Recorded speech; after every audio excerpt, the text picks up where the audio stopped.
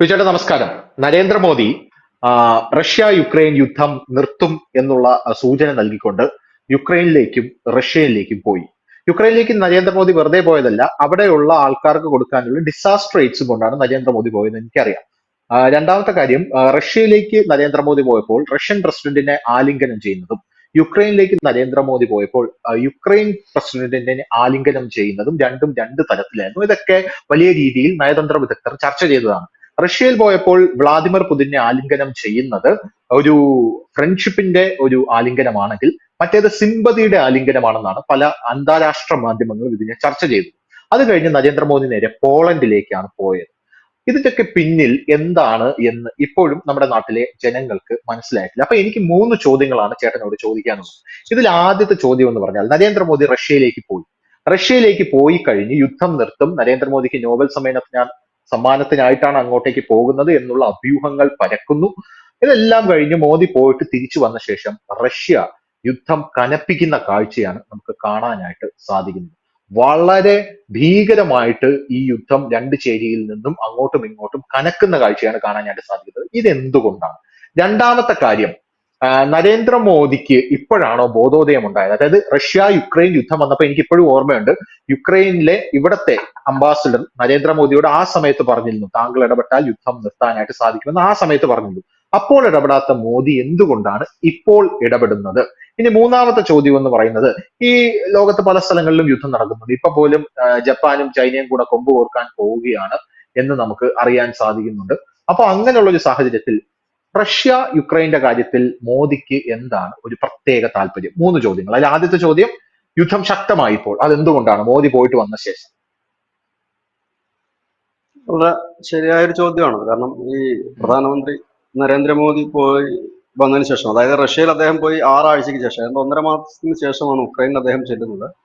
ഉക്രൈനിൽ ഉം, ചെന്നതിന് ശേഷം അദ്ദേഹം മടങ്ങി കഴിയുമ്പോൾ നമ്മൾ കേട്ട ഉം, ഒരു വലിയ വാർത്ത, അതിന് മുമ്പ് തന്നെ ഒരു വാർത്ത ഉണ്ടായത്, റഷ്യയുടെ 35 കിലോമീറ്ററോളം ഉള്ളില് ഉക്രൈൻ സേന കടന്നു കയറി അത് പിടിച്ചെടുത്തു എന്നുള്ള ഉം, വാർത്ത ഉണ്ടായിരുന്നു. പക്ഷേ ഈ ഉം, കഴിഞ്ഞ ഉം, ദിവസം നമുക്ക് കേട്ടൊരു വാർത്ത, നമ്മുടെ ഉം, 2011 അമേരിക്കയിലെ അവരുടെ ബിൽഡിങ്ങുകൾ വിമാനം വെച്ച് തകർത്തതിന് സമാനമായിട്ട് റഷ്യയിലെ മോസ്കോയ്ക്ക് അടുത്തുള്ള ഒരു 38 നിലകളുള്ള ഒരു റെസിഡൻഷ്യൽ ഫ്ലാറ്റ്, ഒരു കെട്ടിട സമുച്ചയം ഡ്രോൺ ഉപയോഗിച്ച് തകർത്തു. അതിൽ 3 പേര് കൊല്ലപ്പെടുകയും ചെയ്തു. റഷ്യയുടെ 3 പേര് കൊല്ലപ്പെടുകയും. അതിന് തൊട്ടു പിന്നാലെ റഷ്യ കൈ കിട്ടിയ മിസൈലും ആയുധങ്ങളും എല്ലാം വാരി വലിച്ച് ഉക്രൈന്റെ പല ഭാഗത്തും വിട്ടു. അതായത് ഉക്രൈന്റെ 3/4 ഭാഗത്തോളം റഷ്യയുടെ കനത്ത ആക്രമണം നടന്നു. വൈദ്യുതി അതെ. ബന്ധം പൂർണ്ണമായി നിലച്ചു. കുടിവെള്ളം മുട്ടി. അങ്ങനെ വലിയ ഉം, പ്രതിസന്ധിയിലേക്ക് ഉക്രൈൻ നീളുകയും ചെയ്തു. ഉം, എന്തുകൊണ്ടാണ് എന്നൊരു ചോദ്യം സ്വാഭാവികമായിട്ട് വരും. മോദി സമാധാനത്തിന് വേണ്ടി പോയി, അദ്ദേഹം സംസാരിച്ച് 2 കൂട്ടരോടും. അതിനുശേഷമാണല്ലോ ഇത് തുടങ്ങിയത്. ഇവിടെയാണ് ഒരു യുദ്ധത്തിൽ ഏർപ്പെട്ടിരിക്കുന്ന 2 രാജ്യങ്ങൾ യുദ്ധം നിർത്തുമ്പോൾ അവിടുത്തെ ജനവും ലോകത്തെ പല ജനവും ഇവരോട് ചോദിക്കുന്ന ഒരു ഉം, ചോദ്യമുണ്ട്: നിങ്ങൾ ഉം. എന്ത് നേടി? സ്വാഭാവികമായിട്ട് ആ അതെ. രാജ്യത്തെ ജനങ്ങൾ ചോദിക്കുന്നത് നമ്മൾ എന്ത് നേടി, ഇല്ലെങ്കിൽ നമ്മൾ എന്താണ് നമ്മൾ എന്നുള്ള കാരണം യുദ്ധം വന്നു കഴിയുമ്പോഴാണല്ലോ. ഉം, കാരണം നമ്മുടെ രാജ്യത്ത് തന്നെ നമുക്കറിയാം, ഇന്ത്യ ഉം, പാകിസ്ഥാൻ യുദ്ധത്തിലായാലും ചൈന ഇന്ത്യ യുദ്ധത്തിലായാലും ഒക്കെ നമ്മൾ അവർ അടിച്ചോടിച്ചില്ലേ എന്ന് പറയുന്നവരുമുണ്ട്, നമ്മൾ അടിച്ചില്ലേ എന്ന് ചോദിക്കുന്നവരുമുണ്ട്. അപ്പോൾ ഒരു ഉം, രാജ്യത്തിന്റെ ജനങ്ങളുടെ എന്താ പറയുന്ന ഒരു ധൈര്യം അല്ലെങ്കിൽ കപ്പാസിറ്റിയുടെ ഒരു ഭാഗം കൂടിയാണത്. അപ്പോൾ ആ ഉം, ചോദ്യത്തിന് ഒരു ഉത്തരം കണ്ടെത്തേണ്ടത് അതാത് രാജ്യങ്ങളുടെ ഭരണാധികാരി കൂടിയാണ്, എന്തുകൊണ്ടാണ് എന്നുള്ളത്. കാരണം ഈ യുദ്ധം ഇപ്പോൾ ആദ്യം പോകുന്നത് യുദ്ധം അവസാനിപ്പിക്കുക എന്നുള്ളതല്ല, അതിന്റെ വെടിനിർത്തലിലേക്കാണ് ആദ്യം പോകുന്നത്. ഈ വെടിനിർത്തലിലേക്ക് പോകുമ്പോൾ ആരും ജയിക്കാത്തൊരു യുദ്ധമായിട്ട് തന്നെ ഇത് നിൽക്കത്തുള്ളൂ, അല്ലാതെ ഇതിനകത്ത് ആർക്കും ജയിക്കാൻ കഴിയില്ല. റഷ്യക്ക് എന്തിനു വേണ്ടിയിട്ടാണ് റഷ്യ യുദ്ധം തുടങ്ങിയത്, ആ ഒരു ആഗ്രഹം ഇപ്പോൾ ഉടനെങ്ങും പൂർത്തീകരിക്കുമെന്ന് തോന്നുന്നില്ല. ഉക്രൈൻ എന്തിനാണോ യുദ്ധത്തിന് പോയത്, അവരുടെ ആഗ്രഹം ഉടനൊന്നും നടക്കാൻ പോകുന്നുമില്ല. അപ്പൊ ഈ 2 കാര്യങ്ങളും നിൽക്കുന്നു. അതിനിടയിൽ യുദ്ധം പെട്ടെന്ന് നിർത്തുമ്പോൾ സ്വാഭാവിക ജനം ചോദിക്കുക, എന്തിനു പിന്നെ ഞങ്ങളെ ഈ 1 വർഷക്കാലം ബുദ്ധിമുട്ടിച്ചു, ഇല്ലെങ്കിൽ ഞങ്ങളെ പട്ടിണിയിലാക്കി, ഇല്ലെങ്കിൽ ഞങ്ങളെ ദുരിതത്തിലാക്കി എന്ന് ചോദ്യം വരും. അവിടെയാണ് ഇതിന് ഉത്തരം കൊടുക്കുന്നത്. അപ്പോൾ ഒരു വലിയ അടികൾ ഇവർക്ക് 2 കൂട്ടർക്കും ആവശ്യമാണ്, ഒരു വലിയ ശക്തമായ. അതായത് ഈ ചരിത്രത്തിലൊക്കെ അടയാളപ്പെടുത്തി വെക്കുന്ന ചില സാധനങ്ങളുണ്ടല്ലോ യുദ്ധത്തിന് സ്വാഭാവികമായിട്ടും അങ്ങോട്ടും ഇങ്ങോട്ടും ആക്രമണം നടത്തുമെങ്കിലും ചില പ്രത്യേക മേഖലകളിലുള്ള വിജയങ്ങൾ വലിയ രീതിയിൽ ആഘോഷിക്കപ്പെടാറുണ്ട്. അത്തരത്തില് ഉള്ള ഒരു ചരിത്രത്തിന്റെ ഭാഗമാകുക എന്നതിന്റെ ലക്ഷ്യമാക്കിക്കൊണ്ട് തന്നെ ആകണം ഉക്രൈൻ കഴിഞ്ഞ ഉം, ദിവസം റഷ്യയുടെ ഈ 38 നിലയുള്ള കെട്ടിടത്തിന് നേരെ ഡ്രോൺ ആക്രമണം നടത്തിയത്. റഷ്യ ഇപ്പോൾ വാരി വലിച്ചിട്ട് ആക്രമണം നടത്തും. ഇത് ഒരു ലാസ്റ്റ് അടിയായിട്ടാണ് ഞാൻ ഇതിനെ കരുതുന്നത്. ഈ വെടിനിർത്തലിന് മുമ്പുള്ള ലാസ്റ്റ് കലാശക്കൊട്ടായിട്ടാണ് ഇതിനെ കരുതുന്നത്. കലാശക്കൊട്ടുകൾ എല്ലാ യുദ്ധത്തിലും ഉണ്ടാകാറുണ്ട്. ഉം. അതിന്റെ ഭാഗമായിട്ട് തന്നെയാണ് ഇപ്പോഴാണ് കലാശക്കൊട്ട്. അപ്പോൾ ധനുഷിന്റെ രണ്ടാമത്തെ ചോദ്യം എന്തായിരുന്നു? എന്റെ രണ്ടാമത്തെ ചോദ്യം, എന്തുകൊണ്ടാണ് നരേന്ദ്രമോദിക്ക് ഇപ്പൊ ഒരു ബോധോദയം ഉണ്ടായത്, ഇപ്പൊ ഈ യുദ്ധം നമുക്ക് നിർത്തണം എന്നുള്ളത്? കാരണം ഞാൻ ചേട്ടനോട് പറഞ്ഞു, ഇന്ത്യൻ അംബാസഡർ, യുക്രൈനിലെ ഇന്ത്യൻ അംബാസഡർ ആ സമയത്ത് പറഞ്ഞിരുന്നു മോദിക്കൊന്ന് ഇടപെട്ടുകൂടെ എന്ന്. ആ സമയത്ത് ചോദിക്കുന്ന ഒരു സാഹചര്യം ഉണ്ടായിട്ടുണ്ടായിരുന്നു. ആ സമയത്തൊന്നും നമ്മൾ ഇതിൽ മിണ്ടാതിരുന്നു. പക്ഷെ ആ സമയത്ത് റഷ്യയോട്, റഷ്യൻ പ്രസിഡന്റിന്റെ അടുത്ത് ചെന്ന് നരേന്ദ്രമോദി സംസാരിച്ചിരുന്നു. പക്ഷെ യുദ്ധം നിർത്തണമെന്ന് അദ്ദേഹം പറഞ്ഞിരുന്നില്ല. യുദ്ധം ഒന്നിനും പരിഹാരമല്ല എന്നാണ് അദ്ദേഹം പറഞ്ഞത്. അത് വലിയ വാർത്തയുമായിരുന്നു. ആ സമയത്ത് വലിയ പ്രതീക്ഷ യുക്രൈനൊക്കെ ഉണ്ടായിരുന്നു. പക്ഷെ ഇപ്പോ നരേന്ദ്രമോദി ഇതിൽ സജീവമായിട്ട് ഇടപെടാൻ തുനിഞ്ഞിറങ്ങിയിരിക്കുകയാണ്. അതെന്തുകൊണ്ടാണ് ഈ സമയം? ഈ ഇപ്പോഴത്തെ നമ്മുടെ ലോകത്തിന്റെ ഒരു സ്ഥിതി നോക്കിക്കഴിഞ്ഞാല്, മുമ്പ് അമേരിക്കയും അമേരിക്കയുടെ സഖ്യകക്ഷികളുമായിരുന്നു ലോകം നിയന്ത്രിച്ചതെങ്കിൽ ഇന്ന് ആ ചേരി മാറിയിരിക്കുന്നു. ഇന്ന് ആ ചേരിക്ക് ബദലായിട്ട് ഉള്ള ചേരികൾ, ഇന്ത്യ തന്നെ 3 4 സഖ്യങ്ങൾ രൂപീകരിച്ചിട്ടുണ്ട്. അതിന് ഏറ്റവും അവസാനം ഡെവലപ്പ് ചെയ്ത ഒരു സഖ്യം, അത് പഴയ സഖ്യം തന്നെ ആയിരുന്നു, 20 22 വർഷം മുമ്പുണ്ടായിരുന്ന സഖ്യം തന്നെയാണ് അത്. ആ, റഷ്യ, ഇറാൻ, അഫ്ഗാനിസ്ഥാൻ, ഇന്ത്യ എന്നുള്ളതായിരുന്നു ആ ഒരു സഖ്യം. ഇപ്പൊ അത് മാറി റഷ്യ, ഇറാൻ, ഇന്ത്യ എന്നൊരു സഖ്യത്തിലേക്ക് അവർ നീങ്ങിയിട്ടുണ്ട്. അത് കൂടാതെ ഇന്ത്യക്ക് കോട്ട് സഖ്യമുണ്ട്, മറ്റു പല സഖ്യങ്ങളുണ്ട്, അങ്ങനെ ചെറു സഖ്യങ്ങൾ രൂപം. അപ്പൊ ഈ യൂറോപ്യൻ യൂണിയനോ ഇല്ലെ യൂറോപ്പോ ആയിരുന്നു ലോകത്തെ ഒരു കാലത്ത് നിയന്ത്രിച്ചിരുന്നെങ്കിൽ ഇന്നത് മാറിയിരിക്കുന്നു. ഏഷ്യയാണ് ഇന്ന് നിയന്ത്രിക്കുന്ന ഒരു ശക്തിയായി വരുന്നത്. ആ ഏഷ്യയിൽ പവർഫുൾ ആയ 2 രാജ്യങ്ങളൊന്ന് ഇന്ത്യയും മറ്റൊന്ന് ചൈനയുമാണ്. പക്ഷെ ചൈനയുടെ പ്രസിഡന്റിന് എന്തുകൊണ്ടോ മറ്റു രാജ്യങ്ങൾക്കും ജനങ്ങൾക്കും ഒരു വിശ്വാസ്യത ഇല്ലാത്തത് കൊണ്ടും അവർ അത്തരം കാര്യങ്ങളിലല്ല അവർ ഇടപെടുന്നത് എന്നുള്ളത് കൊണ്ടും ഇന്ത്യയാണ് വിശ്വഗുരു എന്ന് ഈ നരേന്ദ്രമോദി പറയുന്നത് ഉം, വെറുതെ അല്ല. ഏതാണ്ട് വിശ്വഗുരുവിന്റെ റോളിൽ തന്നെയാണ് നമ്മൾ നിൽക്കുന്നത്. കാരണം ലോകത്തെ ഉം, പല വിഷയങ്ങളിലും ഇന്ത്യ ഇല്ലാതെ മുൻപോട്ട് പോകാൻ കഴിയില്ല എന്നൊരു അവസ്ഥയാണ് അവിടെ എത്തിയിരിക്കുന്നത്. പിന്നെ ഈ ഒരു ഉം, വിഷയത്തിന് മറ്റൊരു തലം കൂടിയുണ്ട്. ഇതിപ്പോൾ കേവലം 2 രാജ്യങ്ങൾ തമ്മിലുള്ള യുദ്ധം മാത്രമല്ല, 2 ചേരികൾ തമ്മിലുള്ള വലിയ സംഘർഷമാണ് നടക്കുന്നത്. അതായത് റഷ്യയെ അനുകൂലിക്കുന്ന, അല്ലെ റഷ്യയുടെ ഒപ്പം നിൽക്കുന്ന ചില രാജ്യങ്ങളും, ഉം, മറുഭാഗത്ത് അമേരിക്ക അടക്കമുള്ള വലിയ യൂറോപ്യൻ യൂണിയൻ രാജ്യങ്ങൾ. ഈ യുദ്ധം മൂലം ഉം, സംഭവിക്കാൻ പോകുന്ന വലിയ കെടുതികളാണ്. ഒരു ഇസ്രായേൽ ഉം, പാലസ്തീൻ യുദ്ധം പോലത്തെ ഒരു സംഭവമല്ല ഇതിൽ നടക്കുന്നത്. കാരണം ഇത് വലിയ ഉം, രീതിയിൽ തന്നെ ഇത് വ്യാപിച്ചു കഴിഞ്ഞാല് ഈ ഭക്ഷ്യക്ഷാമം ഉൾപ്പെടെയുള്ള വലിയ വലിയ കാര്യങ്ങളിലേക്ക് ഇത് നീങ്ങും. കാരണം ഈ ഏത് ഉം, യുദ്ധത്തിന്റെയും അടിസ്ഥാനം പണമാണ്. പണത്തിന്റെ ആ ഒരു നട്ടല് തകർക്കുന്നത്, സാമ്പത്തിക നില ഉം, തകർക്കുന്നതാണ് ഏത് യുദ്ധം. പ്രത്യേകിച്ച് ഇപ്പൊ ഈ റഷ്യയും ഉക്രൈനും തമ്മിൽ നടക്കുന്ന യുദ്ധം. ഇവിടെ എണ്ണവില ഉം, ഓ, മാറുന്നു. എണ്ണവില മാറുമ്പോൾ തന്നെ അത് ഓരോ രാജ്യത്തിനും ഉണ്ടാകുന്ന ഭവിഷ്യത്തുകൾ പല രീതിയിലാണത്. അതൊന്ന്. ഉം, രണ്ടാമത്തെ കാര്യം, ഭക്ഷ്യക്ഷാമം ഒരു വലിയ രീതിയിലേക്ക് മുമ്പോട്ട് വരും. യുദ്ധം ഉം, മുമ്പോട്ട് പോകുന്ന ആർക്കും ഒരു ശാശ്വതമായ ഒരു സമാധാനത്തിനല്ല. നാലാമത്തെ ഒരു അതെ. പ്രധാനപ്പെട്ട കാര്യം, അത് വളരെ ഇമ്പോർട്ടന്റ് ആയിട്ടൊരു കാര്യം എന്ന് പറഞ്ഞാൽ, റഷ്യയെ സംബന്ധിച്ചായാലും ഉക്രൈനെ സംബന്ധിച്ചായാലും അവിടങ്ങളിലൊക്കെ ഈ ആ, ആണവ നിലയങ്ങൾ അനവധിയുള്ള ഒരു ഇടമാണ്. ചെർണോബിലൊക്കെ പണ്ട് ആണവ നിലയ ദുരന്തം ഉണ്ടായിരുന്നു, മറക്കാൻ കഴിയും.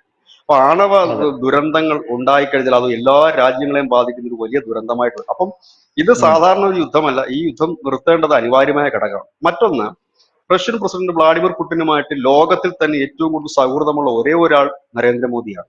അദ്ദേഹത്തിന് ചൈന സപ്പോർട്ട് ചെയ്യുന്നുണ്ടെങ്കിൽ പോലും ഉം, മോദി വിളിച്ചാൽ ഏത് പാതിരാത്രിക്കും ഫോൺ എടുക്കുകയും സംസാരിക്കുകയും ചെയ്യുന്ന തരത്തിൽ ഉള്ള ഒരു ബന്ധമാണ് ഉം, പുടിനുമായിട്ട്. കാരണം ഉം, പുടിനുമായി ഒരു ഏകാധിപതിയെ പോലാണ് പുടിൻ. അദ്ദേഹവുമായിട്ട് അങ്ങനെ അധികം ബന്ധങ്ങളൊന്നും ലോകരാജ്യങ്ങൾക്കില്ല. അവിടെയാണ് നരേന്ദ്രമോദിയുടെ ഒരു വലിയ പ്രസക്തി നിലനിൽക്കുന്നത്. മറ്റൊന്ന് ഉക്രൈനാണ്.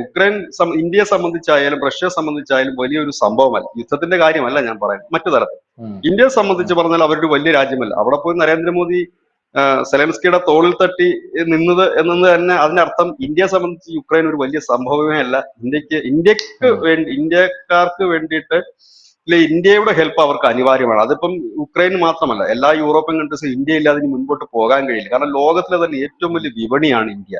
അല്ല, ഇന്ത്യയിൽ കൊണ്ടുവന്ന് ഇവരുടെ ചരക്കുകൾ വിൽക്കാൻ പറ്റൂ. കാരണം ഇന്ത്യയിൽ നിന്ന് ഒരുപാട് കാര്യങ്ങൾ കയറിപ്പോകുന്നുണ്ട്. കാരണം ഇപ്പൊ നമ്മളിപ്പം ആഗോള ഫാർമസി എന്ന ഒരു പേരിൽ കൂടെ നമ്മൾ അറിയപ്പെടുന്നുണ്ട്. മരുന്നുകളുടെ ഒരു കേന്ദ്രം. മുമ്പൊക്കെ നമ്മൾ ഈ മരുന്നും ഉം, കാര്യങ്ങളും ഇറക്കുമതി ചെയ്യുന്നതാണ്. അതുപോലെ തന്നെ ഉം, ആയുധങ്ങൾ നമ്മൾ ഇറക്കുമതി ചെയ്യുന്നത്. ഇന്ന് ആയുധ കച്ചവടത്തിൽ നമ്മൾ ഇറങ്ങിയിട്ടുണ്ട്. എല്ലാത്തിനും നമ്മൾ അങ്ങോട്ടും കയറ്റി വിടുന്നുണ്ട്, ഇങ്ങോട്ടും ഇറക്കുന്നുണ്ട്. അപ്പൊ നമ്മളില്ലാതെ മുമ്പോട്ട് പോകാൻ കഴിയില്ല. അവിടെയാണ് ഇന്ത്യയുടെ ഒരു പ്രധാനപ്പെട്ട ഇത്. ഇനി മറ്റൊരു ചോദ്യം ഇതിനകത്ത് ഉം. വരുന്നത്, എന്തുകൊണ്ടാണ് ഇത്രയും നാൾ മോദി ഇതിൽ ഇടപെടാനായിട്ട് വൈകിയത് എന്നൊരു ചോദ്യമാണ് ഇതിൽ പ്രധാനമായിട്ട് വരുന്നൊരു അതെ, ചോദ്യം. അതെ, അതെ, അതെ. അതിനൊരു കാര്യം, യുദ്ധം തുടങ്ങുന്ന അവസരത്തിൽ ചർച്ചകൾക്കായി മുമ്പോട്ട് പോയാൽ നടക്കില്ല എന്നുള്ളത് നമ്മുടെ ചരിത്രം തന്നെ പരിശോധിച്ചാൽ അറിയാം. യുദ്ധം ഉം, തുടങ്ങുമ്പോൾ ആരും അതിന് വരില്ല. പക്ഷെ ഇവിടെ ഇന്ത്യ ബുദ്ധിപൂർവ്വം ഒരു കളി കളിച്ചിട്ടുണ്ടോ എന്നൊരു സംശയം ഇതിനകത്ത് ഇല്ലാതില്ല. കാരണം ഇതിൽ നിന്ന് ഏറ്റവും ഉം, കൂടുതൽ നേട്ടമുണ്ടാക്കിയ ഒരു രാജ്യം ഇന്ത്യ തന്നെയാണ്. കാരണം ഈ യുദ്ധം അതെ. തുടങ്ങി അമേരിക്ക ഉപരോധം പ്രഖ്യാപിച്ചതിന്റെ പിറ്റേ ആഴ്ച തൊട്ട് അവിടുന്ന് എണ്ണ ഇറക്കുമതി ചെയ്യാൻ തുടങ്ങുകയും റഷ്യയുമായി നാം കൂടുതൽ അടുക്കുകയും ചെയ്തു. റഷ്യ നമ്മളുടെ നാണയം അതായത് രൂപയിൽ വിനിമയം നടത്താൻ സമ്മതിച്ചു. നമ്മൾ അവരുടെ കയ്യിൽ ഉം. നിന്ന് കിട്ടാവുന്നത്ര ആയുധങ്ങൾ ഇങ്ങോട്ടേക്ക് ഇറക്കുമതി ചെയ്യാൻ തുടങ്ങി. ഇതുവരെ നമുക്ക് കിട്ടാതിരുന്ന സാധനങ്ങളെല്ലാം നമ്മൾ ഒറ്റയടിക്ക് ഇങ്ങോട്ട് കൊണ്ടുവന്നു. എണ്ണ ഇവിടെ അതെ കൊണ്ടുവന്നിട്ട് അതെ. നമ്മൾക്ക് ഉള്ള ലാഭം എന്ന് വെച്ചാൽ നമ്മൾ എണ്ണ ഇറക്കുമതി ചെയ്തത് മാത്രമല്ല നമുക്ക് ലാഭം, ആ എണ്ണ ഇവിടെ കൊണ്ടുവന്ന് സംസ്കരിച്ച് നമ്മൾ ഈ പറയുന്ന യൂറോപ്യൻ ഉം. കൺട്രീസിൽ, അതായത് മറു ചേരിയിൽ നിൽക്കുന്ന യൂറോപ്യൻ ഉം. കൺട്രീസിന് നമ്മൾ ആ എണ്ണ വിൽക്കുകയും ചെയ്യും. അതായത് ഒരിടത്തുനിന്ന് ഉം. വാങ്ങി ആ ഒരു പ്രോഫിറ്റിനേക്കാൾ കൂടുതൽ അത് പ്യൂരിഫൈ ചെയ്ത് അപ്പുറത്തേക്ക് കൊടുക്കുന്ന ഒരു അവസ്ഥ. അതായത് ഉഗ്രമായിട്ടൊരു ഉം. കച്ചവടം. സത്യത്തിൽ നമുക്കൊരു മലയാളത്തിലൊരു പഴഞ്ചൊല്ലുണ്ട്, പെര കത്തുമ്പോ വാഴ വെട്ടുക അല്ലെങ്കിൽ കഴുക്കോൽ ഊരുക എന്നൊക്കെ നമ്മൾ പറയുന്ന ആ കാര്യമാണ് ഇതിനകത്ത് കൃത്യമായിട്ട് നടന്നിരിക്കുന്നത്. അതിനൊരു ഉം. സമയം പ്രധാനമന്ത്രിക്ക് ആവശ്യമായി വന്നു. പിന്നെ മറ്റൊന്ന്, ഈ ലോകത്തിന്റെ മാറുന്ന ഒരു ചേരികളുണ്ട്. അതായത് അമേരിക്ക ലോക പോലീസ് ആയിരുന്ന ഒരു സമയത്ത് നിന്ന് മാറി ഇന്നിപ്പോ ഇന്ത്യ ഉം. ഉം. ഇല്ലാതെ ഒരു കാര്യം മുമ്പോട്ട് പോകില്ല എന്നൊരു അവസ്ഥയിലേക്ക് എത്തി. പക്ഷെ ഇപ്പൊ ഇവിടെ ഉം. സ്വാഭാവികമായിട്ട് ആളുകൾ ചോദിക്കും, അങ്ങനെയാണെങ്കിൽ ഇസ്രായേലും ഹമാസും തമ്മിലുള്ള പ്രശ്നം തീർക്കാൻ ഇന്ത്യ ഇടപെട്ടുകൂടെ എന്ന്. ഇന്ത്യക്ക് ഇടപെടേണ്ട യാതൊരു ഉം. ആവശ്യവും ആ കാര്യത്തിലില്ല. അത് ഉം.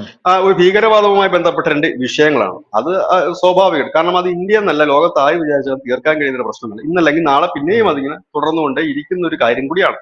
ഇത് രണ്ട് ഉം. രാജ്യങ്ങൾ തമ്മിലുള്ള യുദ്ധമാണ്, മറ്റേത് രണ്ട് രാജ്യങ്ങൾ തമ്മിലല്ല. ഒരു രാജ്യവും ഒരു സംഘടനയും തമ്മിലുള്ള ഒരു അടിയാണ്, ഭീകരവാദത്തിനെതിരെ നടക്കുന്ന അടി. അതിനകത്ത് ഇന്ത്യ ഇടപെടേണ്ട യാതൊരു കാര്യമില്ല. ഇന്ത്യയുടെ സ്റ്റാൻഡ് അതിലും ക്ലിയർ ആയിട്ട് പറഞ്ഞിട്ടുണ്ട്. നമ്മൾ ഇടപെടേണ്ട കാര്യവുമില്ല ഒന്നും. നമ്മൾ അവിടെയും നോക്കുന്ന ഒരു കാര്യം എന്ന് പറഞ്ഞു കഴിഞ്ഞാൽ ആരെയും വിഷമിപ്പിക്കാതെ ബുദ്ധിമുട്ടിക്കാതെ നമ്മുടെ കാര്യങ്ങൾ നടന്നു പോകണം എന്നുള്ള ഒറ്റ നിലപാടാണ് നമ്മൾ എടുത്തത്. നമ്മൾ ഇറാനെ സപ്പോർട്ട് ചെയ്യാൻ ഉം. പോയില്ല. ഇറാനോടും നമ്മൾ പറഞ്ഞത് നമ്മുടെ രാജ്യമാണ് നമുക്ക് വലുത്. അതായത് ഇന്ത്യ എന്നല്ല, ഏത് രാജ്യമാണോ ആ രാജ്യത്തിന് എതിരെ ആരാക്രമണം നടത്തിയാൽ നിങ്ങൾ തിരിച്ചടിക്കണം എന്നുള്ളതാണ് ഇന്ത്യയുടെ പോളിസി. അത് ഉം. ഇറാനും ബാധകമാണ്, ഉം. ഇസ്രായേലിനും ബാധകമാണ്. അതായത് ഇറാൻ നാളെ ഇസ്രായേലിനെതിരെ മിസൈൽ തൊടുത്തു വിട്ടാലും ഈ മോദി പറഞ്ഞ കാര്യം കറക്റ്റാ. ഉം. നിങ്ങളുടെ രാജ്യത്ത് കയറി ആരെങ്കിലും നിങ്ങളെ എന്തെങ്കിലും ചെയ്താൽ നിങ്ങൾക്ക് തിരിച്ചടിക്കാനുള്ള അവകാശമുണ്ട്. അതാണ് ഇറാൻ ചെയ്തത്. അതിനെ നമുക്ക് ന്യായീകരിക്കാൻ ഉം. എളുപ്പമാണ്, സിമ്പിൾ ആണ്. ഉം. ഒരു ക്യാപ്സൂൾ കൊണ്ട് രണ്ടെണ്ണത്തിനും നമുക്ക് ന്യായീകരിക്കാൻ കഴിയും. കാരണം രണ്ടും നമുക്ക് ഉം. വേണ്ടപ്പെട്ട രാജ്യങ്ങളാണ്. ഇസ്രായേൽ നമുക്ക് ഏറ്റവും ക്ലോസ് ആയിട്ട് വേണ്ടപ്പെട്ട നമ്മുടെ ആയുധ സഹകരണത്തിൽ ഉം. ഉൾപ്പെടെ അവരുണ്ടെങ്കിൽ, ഇറാനെ സംബന്ധിച്ച് അവിടുത്തെ ഒരു ഇൻഫ്രാസ്ട്രക്ചറിന്റെ പണികളുടെ ബഹുഭൂരിപക്ഷം നേടിയിരിക്കുന്ന ഇന്ത്യൻ കമ്പനികൾ ഇന്ത്യയാണ്. അപ്പൊ ഉം. രണ്ടു കൂട്ടരും നമ്മുടെ സുഹൃത്തുക്കളാണ്. ഇനി ഇതിലും വലിയ രസം എന്ന് പറഞ്ഞാൽ ഈ ഇസ്രായേലും ഇറാനും തമ്മിൽ ഏറ്റവും അടുത്ത സുഹൃത്തുക്കളായിരുന്നു. അവരകന്നിട്ട് വലിയ വർഷങ്ങളൊന്നും ആയിട്ടില്ല. ആ, അതെ. ഇവരെല്ലാവരും സുഹൃത്തുക്കളാണ്. ഇവിടെയാണ് ഇന്ത്യ ഒരു ശക്തിയായി നിന്ന് മുമ്പോട്ട്, അത് ഞാൻ പറഞ്ഞില്ല, ഞാൻ ഈ നരേന്ദ്രമോദി എന്തോ ആയിക്കോട്ടെ ഇതിനെല്ലാം കോർത്തിണക്കി മുമ്പോട്ട് പോകാൻ അദ്ദേഹത്തിന് കഴിയുന്നുണ്ട് എന്നുള്ളത് തന്നെയാണ് ഒരു ലീഡർഷിപ്പ് ക്വാളിറ്റി. അത് അംഗീകരിച്ചാൽ മതിയാവും. അദ്ദേഹം ബി ആയിക്കോട്ടെ, കോൺഗ്രസ് ആയിക്കോട്ടെ, ജനതാദൾ ആയിക്കോട്ടെ, ആരുമായിക്കോട്ടെ, പക്ഷെ ഒരു ലീഡർഷിപ്പ് ക്വാളിറ്റി അദ്ദേഹത്തിനുണ്ട്. ഇവരെല്ലാം ഒന്നിച്ച് കൊണ്ടുപോകാൻ അദ്ദേഹത്തിന് നന്നായി കഴിയുന്നുണ്ട്. നമ്മുടെ കാര്യം നന്നായി നോക്കുക, നമ്മുടെ കുടുംബത്തെ നന്നായി നോക്കുകയും ചെയ്യുന്നുണ്ട്. ഒപ്പം തന്നെ ഉം. അയൽവക്കക്കാരന്റെ പ്രശ്നത്തിൽ നന്നായി അദ്ദേഹം ഇടപെടുകയും ചെയ്യുന്നുണ്ട്. ഇപ്പൊ സ്വാഭാവികമായിട്ട് കുറെ അതെ. ചോദ്യങ്ങളൊക്കെ ആളുകൾ ചോദിക്കും, ബംഗ്ലാദേശ് വിഷയത്തിൽ എന്താ ഇടപെടാത്തത്? ഈ ഇടപെടുക എന്ന് പറയുമ്പോൾ നരേന്ദ്രമോദി അല്ല ഇടപെടേണ്ടത്, ഒരു രാജ്യമാണ്. മോദി ഒരു രാജ്യത്തേക്ക് പോകാൻ അവിടെ ഇന്ത്യയാണ് ചെല്ലുന്നത്. ഒരു രാജ്യം ഉം. മറ്റൊരു രാജ്യത്തേക്ക് ഇടപെടുന്നതിന് പരിമിതികളുണ്ട്. ഇവിടെ നമ്മളിപ്പോ ഒരു ഉം. രാഷ്ട്രീയ നേതാക്കൾക്ക് പലതും പറയാം, ആളുകൾക്ക് പലതും പറയാം, എന്താ ഇടപെട്ടൂടെ, അവിടെ കയറി അടിച്ചുകൂടെ എന്നൊക്കെ. പക്ഷെ അതിന് രാഷ്ട്രീയപരമായ നിലപാടുണ്ട്. ഇന്നലെ ഇസ്രായേലിന്റെ ഒരു ഉം. സ്റ്റേറ്റ്മെന്റ് വന്നിരുന്നു. ഇസ്രായേലിന്റെ ഒരു ഉം. സ്റ്റേറ്റ്മെന്റില് അവർ പറഞ്ഞത്, ഞങ്ങൾ ഇറാൻ മാത്രമല്ല ലെബനനും സിറിയയിലും ഒക്കെ കയറി ഞങ്ങൾക്ക് അടിക്കാൻ കഴിയും, ഞങ്ങൾ അതിന് സജ്ജമാണ്. പക്ഷെ അതെ. രാഷ്ട്രീയപരമായിട്ടുള്ള ഒരു തീരുമാനത്തിന് വേണ്ടി ഞങ്ങൾ കാത്തിരിക്കുന്നു. ഈ രാഷ്ട്രീയപരമായ ഉം. തീരുമാനം എന്ന് പറഞ്ഞ ഒരു രാഷ്ട്രത്തിന്റെ തീരുമാനമാണ്. ആ രാഷ്ട്രത്തിന്റെ തീരുമാനം ഉം. അനുസരിച്ചാണ് നമുക്ക് മുമ്പോട്ട് പോകാൻ കഴിയുള്ളൂ. അപ്പം ഉം. ഇവിടങ്ങളിലൊക്കെ അത് വളരെ ശക്തമായി തന്നെ അത് മോദി കാണിച്ചു തന്നു. ഉക്രൈനിൽ നിന്ന് വന്നതിന് ശേഷം മോദി ആദ്യമായി ഫോൺ ചെയ്ത ഒരു ലോക നേതാവ് റഷ്യൻ പ്രസിഡന്റ് വ്ളാഡിമിർ പുടിൻ ആയിരുന്നു. ഉം. അദ്ദേഹത്തോട് സംസാരിക്കുക മാത്രമല്ല, അത് എക്സിൽ അദ്ദേഹം ട്വീറ്റ് ചെയ്യുകയും ചെയ്തിട്ടുണ്ട്. ഞാൻ പുടിനുമായി ഉം. സംസാരിച്ച് സമാധാന സന്ദേശം കൈമാറി. എനിക്ക് തോന്നുന്നത് ഉം. ഈ സമാധാന ഉച്ചകോടി ഈ വർഷം നടക്കേണ്ടതാണ്. ഒരു ഒക്ടോബർ നവംബറോട് കൂടി ഉം. ഈ സമാധാന ഉച്ചകോടി, രണ്ടാം സമാധാന ഉച്ചകോടി നടക്കും. അതിന്റെ വേദി ഇതുവരെ ഫിക്സ് ആയിട്ടില്ല. സൗദി അറേബ്യ, സ്വിറ്റ്സർലൻഡ്, ഖത്തറൊക്കെയാണ് വേദിയായി പറയുന്നത്. ഇപ്പൊ ഈ രാജ്യങ്ങളിലൊക്കെ പോയിട്ട് അതിന് ഒരു ചർച്ച നടത്തുന്നത് സംശയമാണ്. കാരണം സെലൻസ്കി ഇപ്പോഴേ പറഞ്ഞു കഴിഞ്ഞു, ഇന്ത്യ ആണെങ്കിൽ ഞാൻ ഓക്കെ ആണ് എന്ന് പറഞ്ഞു കഴിഞ്ഞിട്ടുണ്ട്. അപ്പൊ ഉം. മിക്കവാറും ഇന്ത്യയിൽ വരാൻ റഷ്യൻ പ്രസിഡന്റിനും വലിയ മടിയൊന്നും ഉണ്ടാകും. റഷ്യൻ പ്രസിഡന്റ് ഈ പറയുന്ന രാജ്യങ്ങളിൽ പോകാനും മടിയൊന്നും ഇല്ല. കാരണം ഉം. ഇതുമൊക്കെ ഉം. അവരുടെ സുഹൃത്ത് രാജ്യങ്ങൾ തന്നെയാണ്. പക്ഷെ അവർക്ക് കുറച്ചുകൂടെ ഇത് ഇന്ത്യയിൽ വരിക എന്നുള്ളതാണ്. അപ്പോ ഇന്ത്യയിലേക്ക് മോദി ഈ രണ്ടു കൂട്ടരെയും ഇന്ത്യയിലേക്ക് ക്ഷണിച്ചിട്ടുണ്ട്. സെലൻസ്കിയും ക്ഷണിച്ചിട്ടുണ്ട്, ഒപ്പം തന്നെ പുടിനെയും ക്ഷണിച്ചിട്ടുണ്ട്. അപ്പൊ എനിക്ക് തോന്നുന്നത് ഒരു ഉം. ഒക്ടോബർ മാസം, സെപ്റ്റംബർ ഒക്ടോബറോട് ഉം. കൂടി വെടിനിർത്തലുണ്ടാകും. ഇന്ത്യ ശരിക്കും പറഞ്ഞാൽ ഇതിന്റെ ഒരു ബ്ലൂ പ്രിന്റ് നേരത്തെ തയ്യാറാക്കി വെച്ചിരുന്നതാണ്. അന്താരാഷ്ട്ര മാധ്യമങ്ങളടക്കം അത് പറഞ്ഞിരുന്നതാണ്. കാരണം ഇതിനകത്ത് ഈ വെടിനിർത്തൽ മാത്രം പോരല്ലോ, ഇത് ശാശ്വതമായ സമാധാനം നിലനിൽക്കണമെങ്കിൽ ഇതിന്റെ തുടർ ചർച്ചകളും കരാറും ഒക്കെ മുമ്പോട്ട് പോകണ്ടേ. അപ്പൊ ആ ഉം. കരാറിൽ ഉം. ചില വിട്ടുവീഴ്ചകൾ അങ്ങോട്ടും ഇങ്ങോട്ടും ചെയ്യും. അതാണ് ഇതിന്റെ തലവേദന. ഇപ്പൊ വെടിനിർത്തൽ വരുമ്പോൾ ആ വെടി നിർത്താൻ പറയുമ്പോഴത്തേക്കും നിങ്ങളുടെ പ്രശ്നം ഞാൻ പരിഹരിച്ച് തരാമെന്നും കൂടി ഒരു അർത്ഥമുണ്ട് അതിനകത്ത്. നിങ്ങൾ തല്ലണ്ട അതെ. പരസ്പരം, നിങ്ങളുടെ വിഷയം ഞാൻ പരിഹരിച്ചു തരാം. ആ പരിഹരിക്കുന്നതിലാണ് കഴിവിരിക്കുന്നത്. അവിടെ ഇവരെ അത് എങ്ങനെ മുമ്പോട്ട് കൊണ്ടുപോയി. ഇപ്പോഴത്തെ നിലവിലത്തെ സാഹചര്യത്തിലാണെങ്കിൽ റഷ്യയും ഉക്രൈനും ചില വിട്ടുവീഴ്ചകൾ തയ്യാറാകും എന്നുള്ളത് തന്നെയാണ് പുറത്തു വരുന്ന വിവരങ്ങൾ. കാരണം അത് തയ്യാറാകാതെ രണ്ടു കൂട്ടർക്ക് മുൻപോട്ട് പോകാനും കഴിയില്ല. ഇതാണ് ഇപ്പോഴത്തെ ഒരു സിറ്റുവേഷൻ, കറന്റ് സിറ്റുവേഷൻ. അതാണ് ഇപ്പൊ നമുക്ക് കാണാൻ കഴിയുന്ന ഒരു കാര്യം. പക്ഷെ ഇതിനകത്ത് ലാസ്റ്റ് ക്വസ്റ്റ്യൻ പെട്ടെന്ന് ബിജുചേട്ടൻ മറുപടി പറയാം. അതായത് നമ്മൾ കാണാത്ത ഒരു വലിയൊരു വില്ലൻ നിൽപ്പുണ്ട്. അതായത് അമേരിക്ക. യുക്രൈനെ ഈ യുദ്ധത്തിലോട്ട് തള്ളിവിട്ട അമേരിക്ക ഇന്ത്യയെ ഇത് തീർക്കാനായിട്ട് ഇറങ്ങുമ്പോൾ യുക്രൈനെ ഏത് തരത്തിൽ അമേരിക്ക സ്വാധീനിക്കുമെന്ന് നമുക്ക് കണ്ടറിയണമല്ലോ. കാരണം യുക്രൈൻ അമേരിക്ക പറയുന്നതാണല്ലോ വേദവാക്യം എന്ന് പറയുന്നത്. അപ്പോ ഈ യുദ്ധം തീരാതെ ഇരിക്കേണ്ടത് അമേരിക്കയുടെ കൂടെ വലിയൊരു ആവശ്യമാണെന്നാണ് ഞാൻ മനസ്സിലാക്കുന്നത്. അപ്പൊ അമേരിക്ക ഇതിൽ എങ്ങനെ പ്രതികരിക്കും, എന്ത് കുത്തിത്തിരിപ്പുണ്ടാക്കും എന്നുള്ളത് കൂടെ നരേന്ദ്രമോദി ഡീല് ചെയ്യേണ്ടി വരില്ലേ? അത് ഡീല് ചെയ്യാനാണോ ഇനി നരേന്ദ്രമോദി പോളണ്ടിലോട്ട് പോയത്? അങ്ങനെ ഒരു ചോദ്യം അവിടെ കിടപ്പുണ്ട്. അല്ല, ഇത് ഓൾറെഡി അമേരിക്കയുടെ ഒരു ഫോഴ്സ് വലിയ രീതിയിൽ ഇന്ത്യക്ക് ഉണ്ടായിരുന്നു. ഈ യുദ്ധം തീർക്കാണ്ട് നരേന്ദ്രമോദി ഇറങ്ങണം അവരിപ്പോ പറയുന്നില്ല, നേരത്തെ പോലെ അവർ പറയുന്ന ഒരു കാര്യമുണ്ട്. അതിന് കാര്യം എന്താണെന്ന് വെച്ച് കഴിഞ്ഞാല് അമേരിക്കയുടെ സഖ്യകക്ഷികളുണ്ട്, ജർമ്മനി അടക്കമുള്ള യൂറോപ്യൻ യൂണിയൻ രാജ്യങ്ങളുണ്ട്. ഈ രാജ്യങ്ങളുടെ ഗ്യാസ് പോലും വരുന്ന റഷ്യ എന്നാണ്. കാരണം ഈ ഇവിടെ കൂടെ നിൽക്കുന്നവർ അമേരിക്കയ്ക്ക് വലിയ പ്രഷറാണ് കൊടുക്കുന്നത്. ജർമ്മനി അടക്കമുള്ള രാജ്യങ്ങൾ, അവിടെ 55% ഈ ഇന്ധനം എന്ന് പറയുന്ന റഷ്യ എന്ന് വരുന്ന ഇന്ധനമാണ്. അപ്പൊ അവര് ഈ അമേരിക്ക ഫോഴ്സ് ചെലുത്തുന്നത്, കാരണം ഈ യുദ്ധം നീണ്ടുപോയി കഴിഞ്ഞാൽ അവരെ ബാധിക്കും, അനവധി യൂറോപ്യൻ യൂണിയൻ രാജ്യങ്ങളെ ബാധിക്കും. അപ്പം അവരാണ് അമേരിക്ക ഫോഴ്സ് ചെലുത്തുന്നത് ഈ യുദ്ധം മുമ്പോട്ട് കൊണ്ടുപോകാൻ കഴിയില്ലെന്ന്. പിന്നെ സെലൻസിക്ക് ഏതാണ്ട് കാര്യം മനസ്സിലായി, അമേരിക്ക തള്ളി വിട്ടതാണ് ഇതിനകത്തുള്ളത്. അപ്പൊ അതുകൊണ്ട് യൂറോപ്യൻ യൂണിയൻ രാജ്യങ്ങൾ തന്നെയാണ് അമേരിക്കയ്ക്ക് വലിയ ഫോഴ്സ് കൊടുക്കുന്നത് യുദ്ധം നിർത്തണം എന്ന് പറഞ്ഞു, ജർമ്മനി അടക്കമുള്ള രാജ്യങ്ങൾ. കാരണം അവരുടെ ഈ റഷ്യയിൽ നിന്ന് തന്നെയാണ് അവരുടെ ഒരുപാട് ഇന്ധനങ്ങൾ വരുന്നത്. ഈ ചരക്കുകൾ കൂടുതൽ റഷ്യയിലേക്ക് തന്നെയാണ് അവർ കൊണ്ടുവന്ന് വിറ്റഴിക്കുന്നത്. അതൊക്കെ അവരെ ബാധിക്കും. അപ്പൊ അതാണ് ഒരു പ്രധാനപ്പെട്ട ഘടകം. അമേരിക്ക ഒരിക്കലും ഇതിനെ തുരങ്കം വെക്കാൻ സാധ്യതയില്ല. പക്ഷെ മോദി ഈ വിഷയം കൈകാര്യം ചെയ്യുന്നതിൽ അമേരിക്കയ്ക്ക് ഒരു നീരസം ഉണ്ടാകും. കാരണം അമേരിക്ക ഒരു ലോക പോലീസായി ചമഞ്ഞു നിൽക്കുന്ന ഒരു സാഹചര്യത്തിൽ അവിടെ മറ്റൊരു രാജ്യം വന്ന് ചെയ്യുന്ന ഒരു കാര്യം. പക്ഷെ അമേരിക്കയ്ക്ക് ഇതിനകത്ത് ഒന്നും ചെയ്യാൻ കഴിയില്ല. കാരണം ഒരു സൈഡ് റഷ്യയാണ് നിൽക്കുന്നത്, അങ്ങനെ അത് കേൾക്കത്തൊന്നുമില്ല. അമേരിക്ക പറയുന്ന കാര്യങ്ങളൊന്നും അയാൾ മൈൻഡ് പോലും ചെയ്യത്തില്ല. ഈ ഒരു സാഹചര്യത്തിൽ ഇന്ത്യ അല്ലാതെ വേറൊരു ഓപ്ഷൻ അവരുടെ മുമ്പിൽ ഇല്ല. ഇല്ലെങ്കിൽ പിന്നെ ചൈന ആയിക്കണം. ചൈന ആയിക്കഴിഞ്ഞാൽ കുഴപ്പം, അമേരിക്ക ചൈനയുടെ മുമ്പിൽ അടിയറവ് പറയുന്നു എന്നൊരു തലക്കെട്ടായിരിക്കും മാധ്യമങ്ങൾ മുമ്പോട്ട് വെക്കുന്നത്. ഇന്ത്യ ആകുമ്പോൾ ആ കുഴപ്പമില്ല, ജീവിച്ചിരുന്നിട്ട് കാര്യമില്ല. ഇന്ത്യ ആകുമ്പോൾ ആ കുഴപ്പമില്ല, മോദി ആകുമ്പോൾ ആ കുഴപ്പമില്ല. കാരണം നമ്മുടെ പരമ്പരാഗതമായിട്ടുള്ള ഒരു രീതി എന്ന് പറഞ്ഞാൽ ചേരിചേരാ നയമാണ്. നമ്മൾ എങ്ങും നിൽക്കാതെ എല്ലാവർക്കും സപ്പോർട്ട് ചെയ്യുക, എല്ലാവരെയും സഹായിക്കുകയും ചെയ്തൊരു നയം നമ്മൾ പണ്ട് തൊട്ടേ ഉണ്ട്. അപ്പൊ അതുകൊണ്ട് അമേരിക്കയ്ക്ക് ആ ചീത്തപ്പേരുണ്ടാകത്തില്ല. അപ്പം ചൈന ഇതിനകത്ത് ഇടപെടുത്തി കഴിഞ്ഞാല് അവരുടെ അതോടുകൂടി പോയി. അമേരിക്ക എന്ന് പറഞ്ഞ രാജ്യം അതോടുകൂടി തകർന്ന് തരിപ്പണായി, പേര് നിലയും പോയി, വിലയും പോയി, എല്ലാം പോയി അവരുടെ. അപ്പൊ അവരതൊരിക്കലും അംഗീകരിക്കുന്നില്ല. പിന്നെ രണ്ടാമത്തെ കാര്യം, അമേരിക്കയ്ക്ക് ഏറ്റവും കൂടുതൽ സമ്മർദ്ദം അവരുടെ സഖ്യരാജ്യങ്ങളിൽ നിന്ന് തന്നെയാണ് യുദ്ധം നിർത്താനായിട്ട്. കാരണം ഈ പൈപ്പ് ലൈനുകളും മറ്റേ ഈ വാതകം പോകുന്ന പൈപ്പ് ലൈനുകളൊക്കെ പൊട്ടിക്കഴിഞ്ഞാണ്ടല്ലോ, ജീവിതകാലത്തേക്ക് അവിടെ ഈ സാധനങ്ങളൊന്നും കിട്ടാതെ നട്ടം തിരിയുന്ന ഒരു അവസ്ഥ വരും. എന്തായാലും ഇന്ധനവും കാര്യങ്ങളൊക്കെ എല്ലാത്തിനും ഉണ്ട്. പരസ്പര സഹകരണത്തോടെ മുമ്പോട്ട് പോകണം. എത്ര നാളാണ് എല്ലാവരും ഈ മുണ്ടു മുറുക്കി കൊടുത്ത് യുദ്ധത്തിന് ഇറങ്ങുന്നത്? അതുകൊണ്ട് അമേരിക്ക ഇത് ഇപ്പോഴല്ല, നേരത്തെ തന്നെ അമേരിക്ക പറയുന്ന ഒരു കാര്യമുണ്ടായിരുന്നു. പക്ഷെ ഇപ്പം വലിയൊരു നീക്കം കൂടെ അത് നടന്നിട്ടുണ്ട്. അത് നമ്മൾ ശ്രദ്ധിക്കാതെ പോകുന്നത് ശരിയില്ല. അതുകൂടെ നമുക്ക് പറഞ്ഞ് അവസാനിപ്പിക്കാം. കഴിഞ്ഞ ദിവസം പ്രധാനമന്ത്രി നരേന്ദ്രമോദി ബൈഡനുമായി സംസാരിച്ചിരുന്നു. അപ്പോ മോദി അമേരിക്കയ്ക്ക് പോകുന്നുണ്ട്. എനിക്ക് തോന്നി കരാർ കഴിഞ്ഞിട്ട് പോവോ എന്നറിയില്ല. പക്ഷെ അതിന്റെ ഇടയ്ക്ക് അദ്ദേഹം വേറൊരു കാര്യം സൂചിപ്പിച്ചിരുന്നു, ശ്രദ്ധിച്ചിട്ടുണ്ടോ എന്നറിയില്ല. ബംഗ്ലാദേശിലെ ഹിന്ദുക്കൾക്കെതിരെ നടക്കുന്ന ആക്രമണത്തിൽ ഇടപെടണം അതിനകത്തെന്ന് പറഞ്ഞിട്ട് അമേരിക്കയോട് പറഞ്ഞിട്ടുണ്ട്. കാരണം ഈ ലോകരാജ്യങ്ങളുടെ ഒരു സപ്പോർട്ട് ആ സമൂഹത്തിന് വേണമല്ലോ. ആ ഒരു കാര്യം കൂടി പുള്ളി പറഞ്ഞിട്ടുണ്ട്. അതായത് ഇതിന്റെ ഇടയ്ക്ക് നമ്മളുടെ കാര്യം കൂടി പുള്ളി സജീവമായിട്ട് ഇതിന്റെ ഇടയ്ക്ക് കയറ്റി വെക്കുന്നുണ്ടെന്നുള്ളതാണ്. കാരണം ഈ പ്രശ്നങ്ങൾ നടക്കുമ്പോൾ എല്ലായിടത്തും വേണമല്ലോ. അത് പുള്ളി ചെയ്ത ഒരു തന്ത്രപരമായ ഒരു നീക്കമാണ്. ഒന്ന് അമേരിക്കയുടെ പിന്തുണ നേടുക എന്നതിലുപരി ഈ ബംഗ്ലാദേശിന്റെ ഒരു സൈഡ് ചൈനയാണ് പിടിമുറുക്കുന്നത്. അവിടെ അമേരിക്കയുടെ കൂടെ ഒരു ഹെൽപ്പ് അല്ലെങ്കിൽ അമേരിക്കയുടെ ഒരു സപ്പോർട്ടാണ് അവിടെ ആവശ്യപ്പെടുന്നത്. അമേരിക്ക കൂടി ആ വിഷയത്തിൽ സജീവമായി ഇടപെട്ട് കഴിഞ്ഞാൽ രണ്ട് ഇന്ത്യ, അമേരിക്ക, ചൈന എന്നുള്ള രീതിയിലേക്ക് കാര്യങ്ങൾ മാറും. അതാണ് ഞാൻ പറഞ്ഞത്, വളരെ ബുദ്ധിമാനായ ഒരു ഭരണാധികാരിയാണ് അദ്ദേഹം. റഷ്യ ഉക്രൈൻ യുദ്ധം തീർത്ത് നോബൽ പ്രൈസ് മേടിക്കുക മാത്രമല്ല, ഈ വലിയ സംഘർഷം നടക്കുന്ന സമയത്ത്, ഈ പെരകത്തുന്ന സമയത്തിന് നമ്മുടെ രാജ്യത്തിന്റെ കാര്യം കൂടി അദ്ദേഹം കൃത്യമായിട്ട് പറയേണ്ടവർക്ക് പറയുകയും ഇടപെടുത്താനുള്ള ഒരു നീക്കം അദ്ദേഹം നടത്തുകയും ചെയ്തു. ഇതൊരു വലിയ പോയിന്റ് തന്നെയാണത്. പക്ഷെ അമേരിക്കൻ മാധ്യമങ്ങൾ ഈ വാർത്ത റിപ്പോർട്ട് ചെയ്തില്ല. അവര് റിപ്പോർട്ട് ചെയ്തിരുന്നു വാർത്ത. അതിനകത്ത് അവര് റിപ്പോർട്ട് ചെയ്തതിൽ അവർ പറയുന്നത് ഈ ബംഗ്ലാദേശിന്റെ ആ ഒരു കാര്യം മാത്രം അവർ റിപ്പോർട്ട് ചെയ്തില്ല. ഹിന്ദുക്കൾക്കെതിരെ നടക്കുന്ന ആക്രമണത്തിൽ മോഡി അത് ഇടപെടണമെന്ന് അമേരിക്കയുടെ ആവശ്യപ്പെട്ട കാര്യം മാത്രം റിപ്പോർട്ട് ചെയ്തില്ല. പക്ഷെ പ്രധാനമന്ത്രി തന്നെയാണ് അത് ട്വീറ്റ് ചെയ്തത്. ഞാൻ ഇങ്ങനെ ബൈഡനോട് സംസാരിച്ചിരുന്നു എന്ന് ട്വീറ്റ് ചെയ്യുമ്പോഴാണ് എല്ലാ മാധ്യമങ്ങളും അറിയുന്നത് പുള്ളി ഈ കാര്യം അതിനിടയ്ക്ക് പറഞ്ഞിരുന്നു. അപ്പം എന്താണ്, ഒരു സൈഡ് നമ്മുടെ കാര്യങ്ങൾ പുള്ളി നോക്കുന്നുണ്ട് ഈ ഒരു വിഷയം തീർക്കുമ്പോൾ, അതിന്റെ ഇടയ്ക്ക് അത് വളരെ നല്ലൊരു, ഞാൻ പറഞ്ഞു, നല്ലൊരു മൂവ്മെന്റ് നടത്താൻ കഴിവുള്ള ഒരു നേതാവാണ്. പൊളിറ്റിക്കലി ആണ്, എനിക്ക് അത് അത്രയല്ല. പക്ഷെ രാജ്യങ്ങൾ തമ്മിൽ പൊളിറ്റിക്കലി അല്ലല്ലോ, അത് പൊളിറ്റിക്കൽ അപ്പുറത്തേക്ക് ചില ടെക്നിക്സുകൾ അതെ, നയതന്ത്രം എന്ന് പറയുന്നത്. നരേന്ദ്രമോദിയെ സംബന്ധിച്ച് പൊളിറ്റിക്കൽ സ്ട്രാറ്റജികൾ മെനയാൻ ഇന്ന് ലോകത്ത് ജീവിച്ചിരിക്കുന്ന രാഷ്ട്രീയ നേതാക്കളിൽ മോദിയെ കവച്ചു വെക്കാൻ ഒരാളില്ല എന്ന് തന്നെ പറയേണ്ടി വരും. കാരണം അദ്ദേഹം വലിയ വലിയ കാര്യങ്ങൾ പോലും വളരെ സിമ്പിൾ ആയിട്ടാണ് നേടിയെടുക്കുന്നത്. ഞാന് ഈ മഹാഭാരതത്തില് കൃഷ്ണൻ അർജുനോട് പറയുന്ന ഒരു ഡയലോഗ് ഉണ്ട്, അതാണ് ഓർമ്മ വരുന്നത്. ഈ ലോകത്തെ ഏറ്റവും വലിയ ബലം, ഒരു മനുഷ്യന്റെ ഏറ്റവും വലിയ ബലം അല്ലെങ്കിൽ ഏറ്റവും വലിയ ആയുധം എന്താണ് എന്ന് നിങ്ങൾക്ക് അറിയാമോ എന്ന് അർജുനനോട് കൃഷ്ണൻ ചോദിക്കുമ്പോൾ അർജുനൻ പല കാര്യങ്ങളും പറയും. ഗാന്ധീവമാണ്, അതാണ്, ഇതാണ്, മറ്റതാണ്, മറിച്ചതാണ്, ബ്രഹ്മാസ്ത്രമാണെന്നൊക്കെ പറയും.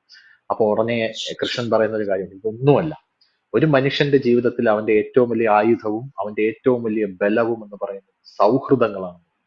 ഏറ്റവും നല്ല സൗഹൃദങ്ങൾ. ആ സൗഹൃദങ്ങളാണ് നരേന്ദ്രമോദി. ഇപ്പോ നമ്മൾ പോളണ്ടിലൊക്കെ പോയിട്ട് എത്ര നാളായി, എത്ര വർഷങ്ങൾക്ക് ശേഷമാണ് ഒരു പ്രധാനമന്ത്രി 45 പോകുന്നത്. 45 വർഷം പോളണ്ടിലേക്ക് പോകുന്നത്. എല്ലാവരുമായിട്ടും സൗഹൃദം പുലർത്തുന്ന രാജ്യം. ഇപ്പൊ യുക്രൈനിലേക്ക് നരേന്ദ്രമോദിക്ക് പോകേണ്ട യാതൊരുവിധ ആവശ്യവും ഇല്ല എന്നുള്ളത് വേറൊരു കാര്യം. കാരണം യുക്രൈൻ ഇന്ത്യയെ സപ്പോർട്ട് ചെയ്യുന്ന രാജ്യമൊന്നുമല്ല.